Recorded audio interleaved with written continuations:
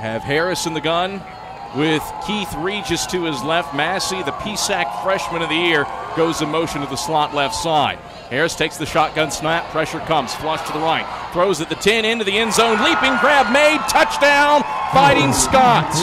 Nick Helmick rises in the second Ian Eagles on the right side of the end zone and snares the 5-yard touchdown grab to put Edinboro up early.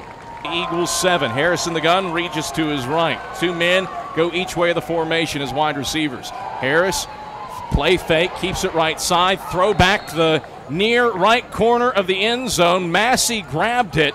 Discussion. Touchdown, Fighting Scots. 6 kicks blocked last year for Edinboro's kicking team. See if the Eagles can get to one before the half lets out and preserve a 7-point lead. Ortiz's kick is on the way, and it's dead through the uprights. Paul Ortiz connects on a 33-yard field goal. The 8:20 left fourth quarter, 38-17 Eagles.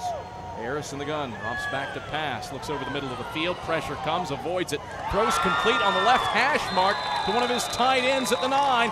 He heads into the end zone, and Helmick scores the second touchdown of the day for Edinboro.